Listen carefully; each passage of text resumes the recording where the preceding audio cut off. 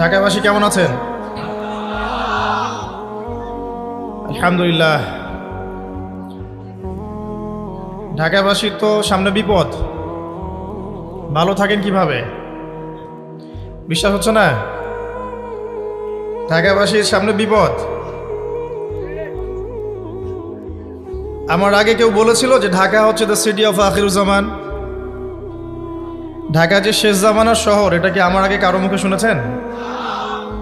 আচ্ছা, তো যখন আমরা ল্যান্ড করি ঢাকায়, তখন একটা পরিচিত দৃশ্য দেখা যায়। এই দৃশ্য বাংলাদেশের অন্য কোনো জায়গায় দেখা যায় না। সেটা হলো বাক্সে বাক্সে বন্দি জীবন। উঁচু উঁচু কিছু ইমারত দেখা যায়, ইট কাঠ পাথরের কিছু ইমারত, ছোট ছোট বাক্সের মতো, আকাশ থেকে বাক্সের মতো লাগে দেখতে। তো এই যে বাক্সে বাক্সে বন্দি জীবন, এই দৃশ্যটা ঢাকাতে আসলে দেখা যায়। দেখুন, রাসূলুল্লাহ সাল্লাল্লাহু আলাইহি ওয়াসাল্লাম, একটু মনোযোগের সাথে শুনতে হবে,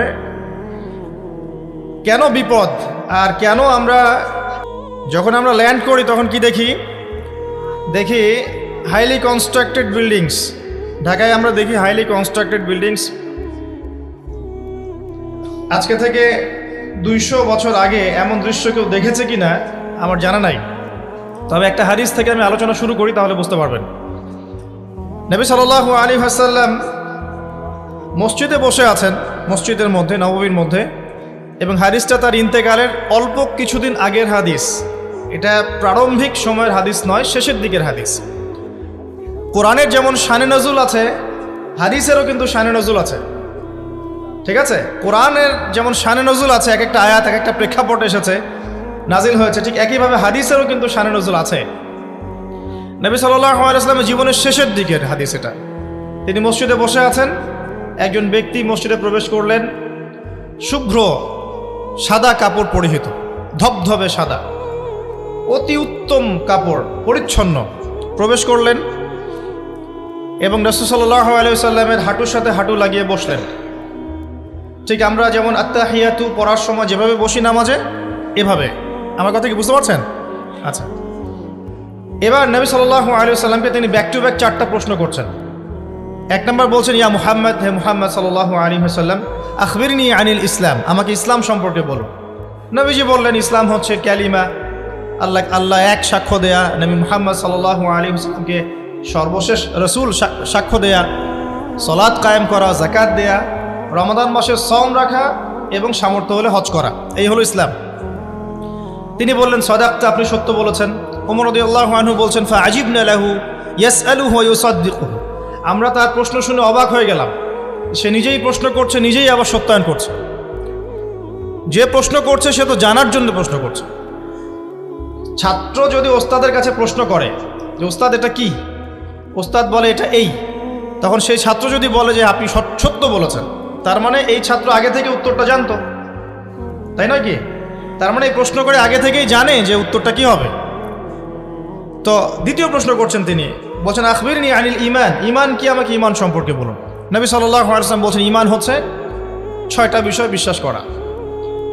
তুমিনা বিল্লাহ, আল্লাহ বিশ্বাস করবে, ওয়া মালাইকাতিহি, তার ফেরেশতা মণ্ডলীর প্রতি, ওয়া কুতুবিহি, তার সমস্ত আসমানি কিতাবের প্রতি, ওয়া রুসুলিহি, তার সমস্ত রাসূলগণের প্রতি, ওয়াল ইয়াউমিল আখির, পরকালের প্রতি, ওয়াল কদরি খাইরি ওয়া শাররি, তাকদীরের ভালো মন্দের প্রতি। এই 6টা পিলারে বিশ্বাস করলে আপনি মুমিন হলেন। প্রশ্নকারী বলছে, সাদাকতা, আপনি সত্য বলেছেন। আবারও তৃতীয় প্রশ্ন করছেন, আখবিরনি আনিল ইহসান, হে মুহাম্মদ সাল্লাল্লাহু আলাইহি ওয়াসাল্লাম, আমাকে ইহসান সম্পর্কে বলুন, ইহসান কি জিনিস? নবী সাল্লাল্লাহু আলাইহি ওয়াসাল্লাম বলছেন, ইহসান হচ্ছে আনতা আবুদাল্লাহা কাআন্নাকা তারাহ, তুমি এমনভাবে আল্লাহর ইবাদত করবে যেন তুমি আল্লাহকে দেখতে পাচ্ছ। ওয়া ইল্লাম তাকুন তারাহু ফাইন্নাহু ইয়ারাক, যদি তুমি আল্লাহকে দেখতে না পারো, জেনে রাখবে আল্লাহ ঠিকই তোমাকে দেখছেন। এই আল্লাহ কনসিয়াসনেসের নাম হচ্ছে ইহসান। কি নাম? ইহসান। ইসলামের ভিত্তি পেলাম 5টা, ইমানের কয়টা পেলাম? 6টা, আর ইহসানের ব্যাখ্যা কি পেলাম? আল্লাহ কনসিয়াসনেস, মানে আল্লাহকে হাজির নাজির জেনে ইবাদত করা। কেউ যদি আল্লাহকে হাজির নাজির জেনে ইবাদত করে, সে কিন্তু পাপ করতে পারবে না, তার নামাজে মনোযোগ কিন্তু ডানে বামে যাবে না ইনশাআল্লাহ। তো তিনি বললেন, সত্য বলেছেন আপনি। এবার চতুর্থ প্রশ্ন করছেন তিনি, যে আখবিরনি আনিস সাআ, আমাকে কিয়ামত সম্পর্কে বলুন, কিয়ামত কবে হবে? তখন নবী সাল্লাল্লাহু আলাইহি ওয়াসাল্লাম বলছেন, মাল মাসউলু আনহা বিআ'লামা মিনাস সাইল। এ বিষয়ে প্রশ্নকারীর চেয়ে উত্তরদাতার জ্ঞান বেশি নয়। এই বিষয়ে প্রশ্নকারীর চাইতে উত্তরদাতার জ্ঞান বেশি নয়, মানে কেউই জানে না কিয়ামত এক্স্যাক্টলি কবে হবে। তখন প্রশ্নকারী থেমে যাচ্ছেন না, প্রশ্নকারী আবার প্রশ্ন করছেন, 5 নম্বর প্রশ্ন, যে ফাখবিরনি আন আমারাতিহা, তাহলে আমাকে কিছু আলামত বলেন কিয়ামতে কিছু আলামত বলেন। নবী সাল্লাল্লাহু আলাইহি সাল্লাম অনেক আলামত বলতে পারতেন কিন্তু, এবং তিনি বলেছেনও, সারা জীবনে তিনি অসংখ্য আলামত বলেছেন। এবং আলামতগুলোকে 2 ভাগে ভাগ করা যায়, এগুলো বড় এবং কিছুগুলো হচ্ছে ছোট। যদিও বা সবগুলোই আলামত, তবে এটা হচ্ছে ফিকহের বিষয়, উসুলের বিষয়ের মধ্যে আমরা নিয়ে আসতে পারি যে বড় ছোট ভাগ করা যাচ্ছে, আলেম ওলামারা ভাগ করছেন। যাই হোক, 10টা বড় বড় আলামতের কথা বলা হয়েছে। এই 10টা না আসা পর্যন্ত কিয়ামত হবে না। মসিহুদ দাজ্জালের আগমন, নবী ঈসা ইবনে মারইয়ামের আগমন, ইয়াজুজ আর মাজুজ, দাব্বাতুল আরদ, জমিন থেকে প্রাণী বের হবে, ইয়েমেনের আগুন, 3টা বড় বড় ভূমিকম্প, পশ্চিম দিক থেকে সূর্যোদয়, এরকম 10টা আলামত বলা হয়েছে। এগুলো না হওয়া পর্যন্ত কিয়ামত হবে না। এগুলো এখনো হয়নি, এগুলোর কোনোটাই এখনো আসেনি। এগুলো বাদ দিয়ে যেগুলো আলামত সুগরা আমরা বলছি, ছোট ছোট, এগুলোর ম্যাক্সিমাম প্রায় 99% আমরা এখন দেখতে পারি। তবে দেখার জন্য চোখ লাগবে, আর চোখ বলতে শুধু বাইরের চোখকে বোঝাচ্ছি না, হৃদয়ের কলবে কি লাগবে? চোখ লাগবে। আমি আপনার কলবের চোখ দিয়ে আপনাকে শহরটাকে জানাচ্ছি। আপনার এই হাদিসে নবী সাল্লাল্লাহু আলাইহি সাল্লাম অনেকগুলো আলামত না বলে মাত্র 2টো আলামত বলেছেন। কয়টা? মাত্র 2টো। আমি বলছি জীবনের শেষের দিকের হাদিস, শেষ সময় তো আমরা বেশি নসিহত করতে যাবো, তাই না? মনে করেন আপনার পিতা মৃত্যুসজ্জায়, আল্লাহ না করুক, এখন তিনি আপনাকে ওসিয়ত করছেন যে বাবা এইটা করবা, এইটা করবা না, মায়ের যত্ন নিও, বোনদের যত্ন নিও, ইত্যাদি ইত্যাদি। তখন তার ওসিয়তগুলোকে আপনি কত গুরুত্বের সাথে গ্রহণ করবেন, এবং সেই সময় যত ইম্পর্টেন্ট কথা থাকবে সেগুলোই তো মানুষ বলবে, তাই নয় কি? সবচেয়ে ইম্পর্টেন্ট কথাগুলোই মানুষ বলবে। তো নবী সাল্লাল্লাহু আলাইহি ওয়াসাল্লাম এদিকে এসে মাত্র 2টো সাইনের কথা বলছেন। তার মধ্যে একটা হচ্ছে, ভালো করে শোনেন, তার মধ্যে একটা হচ্ছে আনতালিদাল আমাতু রাব্বাতুহা। যখন তুমি দেখবে, প্রশ্নকারীকে বলছে, যখন তুমি দেখবে যে দাসী তার মনিবকে জন্ম দিচ্ছে, দাসী তার মনিবকে জন্ম দিচ্ছে, মানে দাসী কিভাবে মনিবকে জন্ম দিতে পারে? দাসী কি মনিবকে জন্ম দিতে পারে? উত্তর, এখানে 3টা ব্যাখ্যা হতে পারে। কয়টা ব্যাখ্যা? 3টা। এছাড়াও আরো ব্যাখ্যা হতে পারে, হয়তো আল্লাহ পাক সেটা আমাদের জেহেনে হয়তো এখনো দেন নাই, হয়তো এমন কেউ আসবে পরবর্তী জেনারেশন, তারা হয়তো আরো ব্যাখ্যা করতে পারবে। তবে 3টা ব্যাখ্যা এখন পাওয়া যায়। 1 নাম্বার, দাসী তার মনিবকে জন্ম দিবে অর্থ হচ্ছে পিতা মাতার সাথে দাস দাসীর মতো আচরণ করা হবে। এবং এটাও কিন্তু কিয়ামতের আগের একটা বড় নিদর্শন যে পিতা মাতার সাথে দাস দাসীর মতো আচরণ করা হবে, এবং যেটা এখন হচ্ছে। আমরা দেখছি পিতা মাতার অধিকার তারা পাচ্ছে না, সন্তানদের হাতে নির্যাতনের শিকার হচ্ছে, বৃদ্ধাশ্রমে থাকতে হচ্ছে। সারা জীবন যে সন্তানকে বড় করলো, আজকে সেই সন্তান তার ওই যে কাফনের টাকা পর্যন্ত দিতে যাচ্ছে না, মারা গেছে লাশটা পর্যন্ত নিতে আসে না, এমন হচ্ছে না? এবং বস্তুবাদী শহরগুলোতে তো এটা বেশি। আর আমাদের শহরটা বস্তুবাদী না? আমাদের বলছি, কারণ আমি ঢাকার জামাই, এখানে আমার শ্বশুর বাড়ি, তা আমি আপনাদেরই একজন। তো আমাদের শহরে মানুষ বস্তুবাদী না? মানুষ বস্তুবাদী, কেউ অন্যের দিকে তাকানোর সময় নাই। এটা বোঝার জন্য আপনাকে ফ্লাইওভার উঠতে হবে।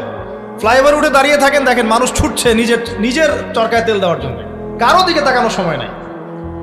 এই সকাল থেকে শুরু হয়, রাত একদম 3টা-4টা পর্যন্ত এটা চলছে, সারাদিন 24/7। উদ্দেশ্য কি? দুনিয়া। অল্প কিছু মানুষের বাইরে আছে যাদের উদ্দেশ্য আখেরাত, বেশিরভাগের উদ্দেশ্য কি? দুনিয়া। বাড়ি, গাড়ি, টাকা, জমি জমা, স্ট্যাটাস, দ্যাটস অল। মানে মানুষের এই কনসেপ্টটাকে বলা হয় মেটেরিয়ালিজম। কি বলে? মেটেরিয়ালিজম মানে বস্তুবাদিতা। কি বলে? কথা বলেন। বস্তুবাদিতা। এই বস্তুবাদী সভ্যতা কারা ছিল? ওই যে পশ্চিমারা, ইউরোপিয়ান সিভিলাইজেশন, এরা সবাইকে বস্তুবাদিতা শিখিয়েছে। মুমিনের চিন্তা থাকে পরকাল কেন্দ্রিক, যে কাজে পরকালের স্বার্থ আছে আমি সেই কাজ করব, যেই কাজে পরকালের স্বার্থ নয় আমি করব না, এটা মুমিনের চিন্তা। আর কাফের মুশরিক বেদিন ফাসেক মুনাফিকদের চিন্তা হচ্ছে যেখানে দুনিয়ার স্বার্থ ওখানে থাকবো, দুনিয়ার স্বার্থ নাই থাকবো না। এই যে দুনিয়ার স্বার্থে মানুষের সারাটা জীবন ক্ষয় করে দেয়া, এর নাম বস্তুবাদিতা, মেটেরিয়ালিজম বলে এটাকে। যাই হোক, আমাদের শহরের বেশিরভাগ মানুষ কি বস্তুবাদী না? এখন সবাই দেখবেন, আমি বুঝাচ্ছি, আমি যতটা পারছি সহজ করার চেষ্টা করছি। ম্যাক্সিমাম আমাদের শহরের মানুষ এখন বস্তুবাদী। সবার চিন্তা একটাই, দুনিয়া, দুনিয়া আর দুনিয়া। যে দুনিয়া সম্পর্কে নবী সাল্লাল্লাহু আলাইহি ওয়াসাল্লাম বলেছেন, একটু শোনেন, যে মনে করেন এটা একটা মহাসাগর। নবী সাল্লাল্লাহু আলাইহি ওয়াসাল্লাম বলছেন, এখানে একটা আঙ্গুল ঢুকিয়ে দাও, দিয়ে বের করো।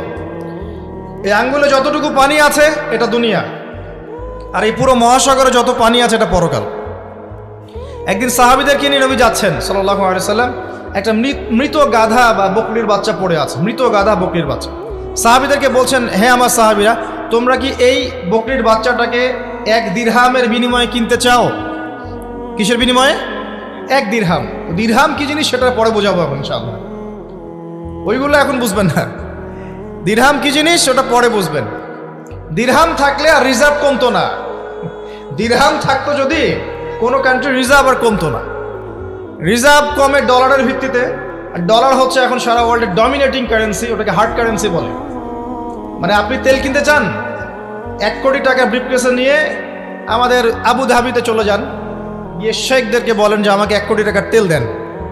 1 ফোঁটাও তেল দিবেন আপনাকে, দিবে না। যতক্ষণ আপনি ওই টাকাটাকে ডলারে কনভার্ট করবেন, তারপর দিবেন, আপনাকে তখন সুন্দর মতো তেল দিবে। এই dollar petrol, dollar petrol, petrol ছাড়া ডলারের এক্সচেঞ্জ নাই। এটা হচ্ছে পেট্রো ডলার মনিটরিং সিস্টেম। এবং এটা নিয়ে কথা বললে আবার এক শ্রেণীর ঘুমটাওয়ালা শায়েখ আছে, বলবে খারেজি হয়ে গেছে। যাই হোক, এটা একটা জুলুম। কিরকম জুলুম? যে আপনি আপনার ইকোনমিক পুরো ব্যালেন্সটাকে ডলারের মানদণ্ডে যাচাই করতে হবে। আপনি যতই সমৃদ্ধশালী হন না কেন, আপনি ওই হার্ড কারেন্সিকে টেক্কা দিতে পারবেন না। আপনার কাছে গোল্ড আছে, মনে করেন সোনা, এখন সোনাটাকে আপনি যে ভাঙাবেন, ভাঙিয়ে যে মানে কান্ট্রির অন্যান্য ডেভেলপমেন্টের কাজে লাগাবেন, তার জন্য ডলারের সিঁড়ি পার হয়ে যেতে হবে। অথচ এই দিনার এবং দিরহাম রাসূল সাল্লাল্লাহু আলাইহি ওয়াসাল্লামের যুগের কারেন্সি ছিল, দিনার দিরহাম, যার ইন্ট্রিনসিক ভ্যালু বা অন্তর্নিহিত মান কখনো কমে যাবে না। দেখাচ্ছি, দাঁড়ান, আমি এমনি এমনি করে কথা বলি না। আসহাবুল কাহফ কত বছর ঘুমিয়েছিলেন বলেন? 309 বছর। 309 বছর। পকেটের মধ্যে কিছু কয়েন ছিল, সোনার আর রূপার কয়েন। এই এলাকা ছেড়ে চলে গেছে, গুহার মধ্যে ঘুমিয়েছে, রাত কাটাবে। আল্লাহ পাক ঘুম পাড়িয়ে রেখেছেন 309 বছর। 309 বছর ঘুম থেকে ওঠার পর তারা বলছে, কেম লাবিস্তুম, তোমরা কতদিন ঘুমিয়েছো?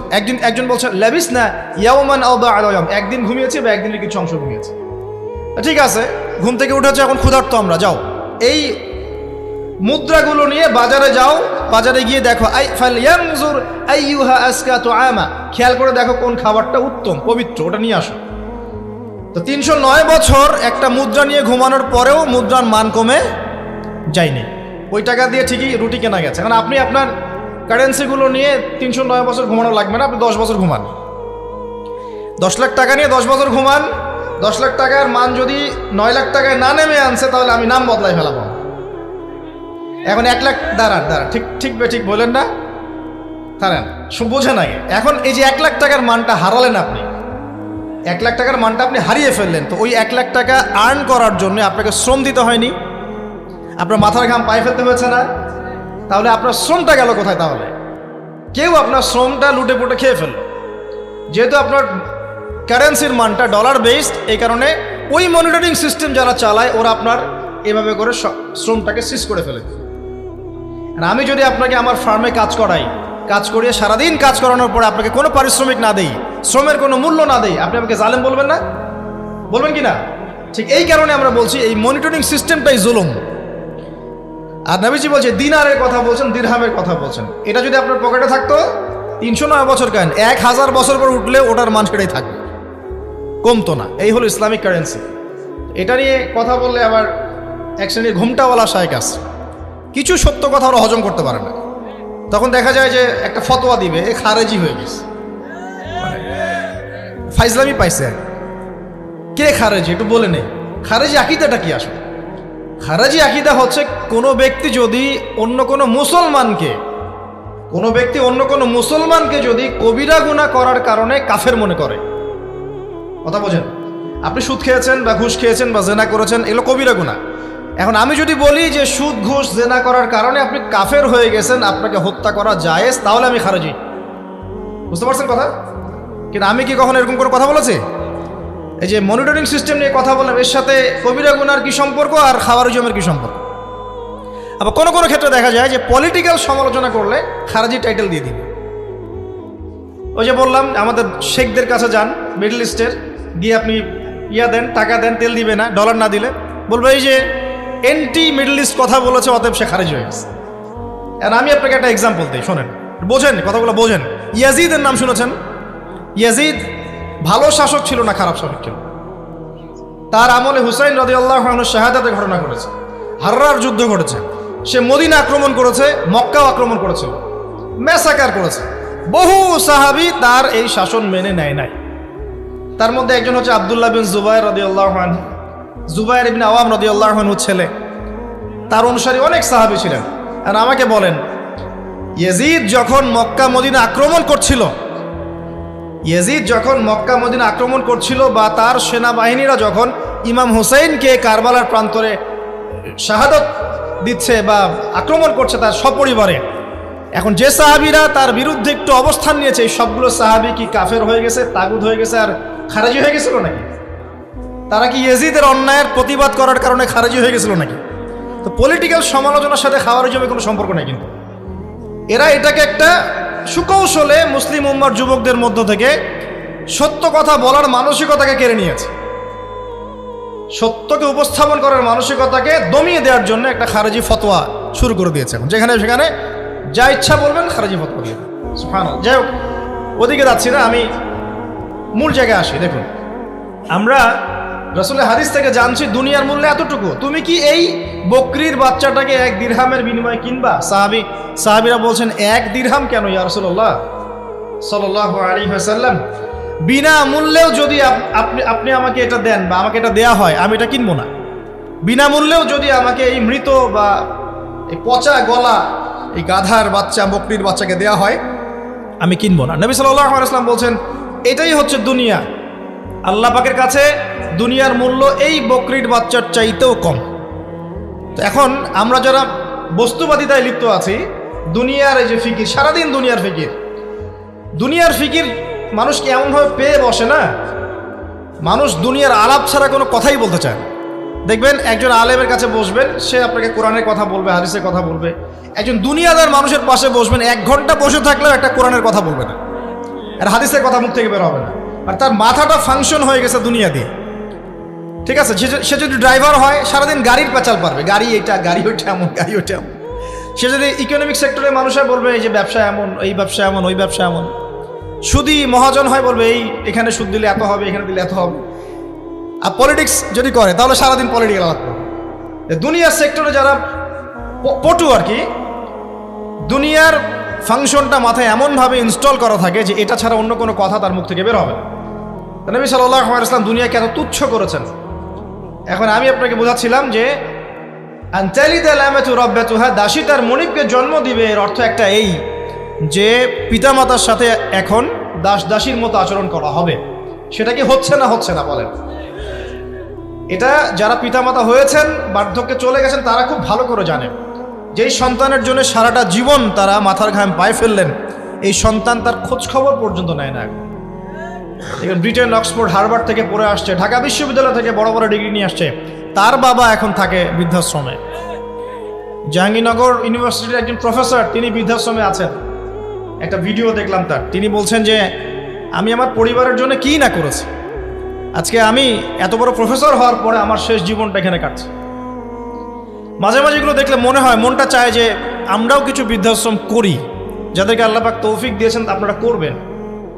যদিও ইসলামে বৃদ্ধাশ্রমের কোনো জায়গা নাই, মায়ের পায়ের নিচেই সন্তানের বেহেশত, কিন্তু এখন পরিবেশ এত খারাপ যে কিছু কিছু বৃদ্ধাশ্রমের দরকার হয়ে পড়েছে। জাতীয় একটা দৈনিক পত্রিকা দেখলাম, তারা বলছে যে এখন বৃদ্ধাশ্রম সময়ের দাবি হয়ে গেছে, বৃদ্ধাশ্রম এখন সময়ের দাবি হয়ে গেছে। আপনাদের সামর্থ্য থাকলে আপনারা করবেন। শেষ জীবনটা যেন আমাদের এই বার্ধক্যে উপনীত হওয়া মায়েরা এবং বাবারা, তারা যেন আল্লাহর ইবাদত করে কাটাতে পারে এমন একটা পরিবেশ তৈরি করে দিবেন। টেনশন ফ্রি ভাবে তারা যেন 3 বেলা খায়, জিকির আজগার করে, তাসবিহ তাহলিল করে, কোরআন তেলাওয়াত করে, শেষ জীবনটা যেন ঈমান ইসলামের উপর থেকে মৃত্যুবরণ করতে পারে, এরকম একটা ব্যবস্থা করে দেন। ইনশাআল্লাহ বহুত নেকি হবে ইনশাআল্লাহ। আল্লাহ পাক আপনাকে বরকত দিবেন ইনশাআল্লাহ। এটা একটা ব্যাখ্যা হতে পারে। সেকেন্ড ব্যাখ্যা হতে পারে এই, দাসী তার মনিবকে জন্ম দিবে অর্থ হচ্ছে এই যে সমাজের ন্যায় অন্যায় হক বাতিলের মানদণ্ড উল্টে যাবে, কারণ দাসী মনিবকে জন্ম দিতে পারে না। পারে? তার মানে একটা ব্যাখ্যা এটাও হতে পারে, সত্য মিথ্যা হয়ে যাবে, মিথ্যা সত্য হয়ে যাবে কিয়ামতের আগে আগে, হক বাতিল হয়ে যাবে, বাতিল হক হয়ে যাবে। ঠিক এটাও অন্যান্য হাদিসে এসেছে, সত্যবাদীকে বলা হবে মিথ্যাবাদী, মিথ্যাবাদীকে বলা হবে পরম সত্যবাদী। যে ব্যক্তি আমানতদার তাকে বলা হবে খেয়ানতকারী, যে খেয়ানতকারী তাকে বলা হবে পরম আমানতদার। এটা হচ্ছে না এখন আমাদের এই বিজি শহরগুলোতে, এটা হচ্ছে না। আমাদের এখানে বিশ্বাসটা এতই কমে গেছে, দেখবেন কোনো মানুষ যদি সেধে কাউকে খাওয়ায়, আসেন হোটেলে বসেন খান, সন্দেহের চোখে তাকাবে যে না জানি আমাকে কি খাওয়াই দিল, আমাকে খাওয়ায় আবার কি লুটপাট করে, তাই না? দেখেন আমাদের শহর থেকে বিশ্বাসটা কমে গেছে না। একটা বন্ধন টিকে থাকে বিশ্বাসের উপরে। আমি বলি যে একটা সম্পর্ক শুধুমাত্র ভালোবাসার ভিত্তিতে টিকে থাকে না, ভালোবাসার চেয়ে বড় জিনিস হচ্ছে বিশ্বাস। আর সেই বিশ্বাস যখন উঠে যায় তখন পরিবার ভেঙে যায়, স্বামী স্ত্রীর বন্ধন ভেঙে যায়, সামাজিক কাঠামো ভেঙে যায়। আমাদের সমাজ থেকে বিশ্বাসটা উঠে গেছে, দেখবেন কেউ কাউকে বিশ্বাস করতে পারে না। হ্যাঁ, তো এই যে বস্তুবাদিতা আমাদের বিশ্বাসটাকে নষ্ট করে ফেলল।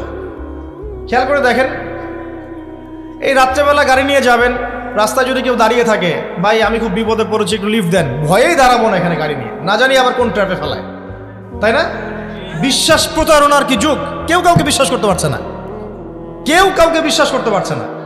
স্বামী তার স্ত্রীকে বিশ্বাস করে না। এই শহরে বহু স্বামী আছে এই শহরের, স্ত্রীকে বিশ্বাস করে না, কারণ জানে যে আমি বাইরে গেলে ফোনে অনেকগুলো বেটার সাথে লাইন মারে, স্বামী খুব ভালো করে যায়। এ কারণে দেখা যায় স্বামীও বাইরে আবার কয়েকটা একাধিক ওই যে বলবো উপস্ত্রী উপপত্নী জোগাড় করে রেখে দিচ্ছে, আছে না? মেয়ে স্ত্রী বাসায়, স্বামী যখন চলে যায় স্ত্রী অন্যের সাথে পরকীয়া করে, আবার স্বামী বাইরে গিয়ে স্ত্রীকে বাদ দিয়ে অন্য মেয়ের সাথে পরকীয়া করে। এই জিনিসটাই শহরে বেশি না কম বলেন? লজ্জা করেন না, সত্যি কথা বলেন, এটা বেশি না কম? বেশি, দিন দিন বাড়ছে।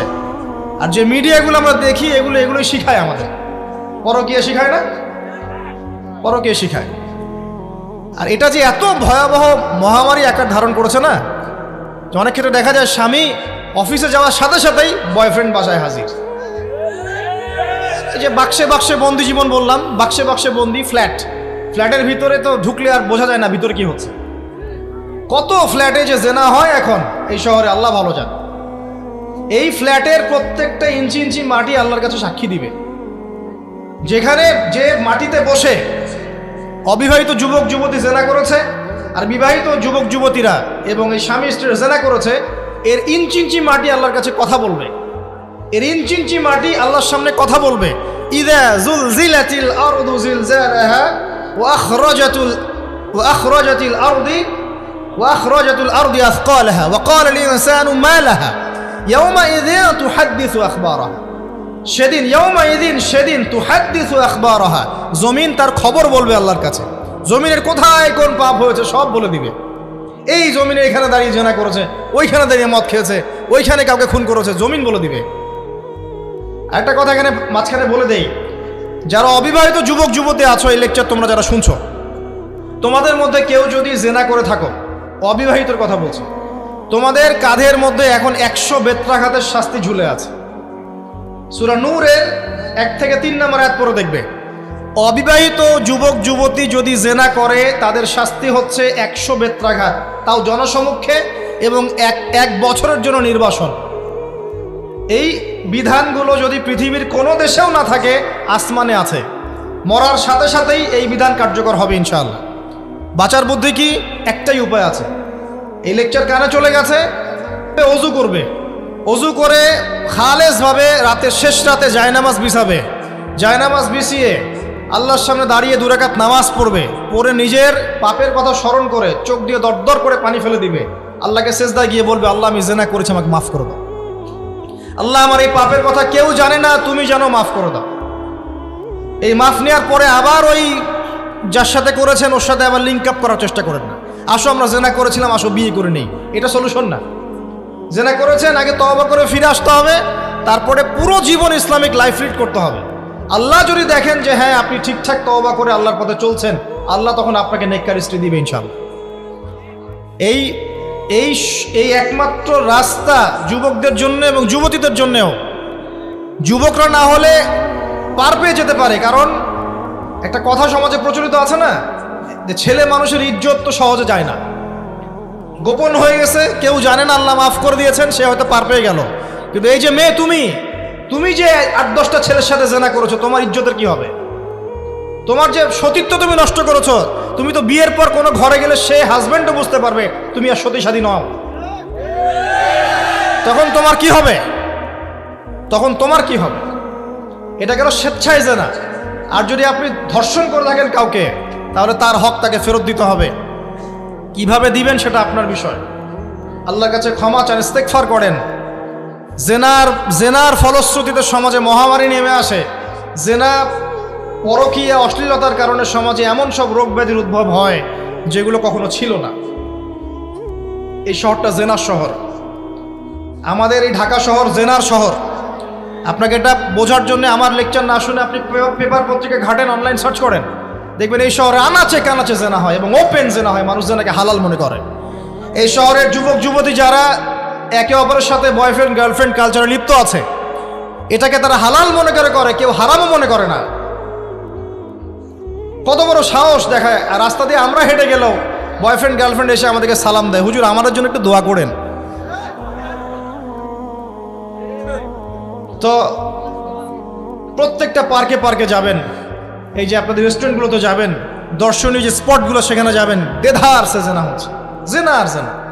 আমি এই যুগের কথাই বলছি। নবী সাল্লাল্লাহু আলাইহি ওয়াসাল্লাম বলছেন, আমাদের নবী বলছেন, আমার উম্মতের একটা অংশ, সবাই না, আমার উম্মতের একটা অংশ অবশ্যই জেনাকে হালাল করে নিবে, অবশ্যই মদকে হালাল করে নিবে, মদ পান করবে কিন্তু মদের নাম অন্য দিবে, এবং তারা গান বাজনা বাদ্যযন্ত্র নর্তকীদেরকে হালাল মনে করে নিবে।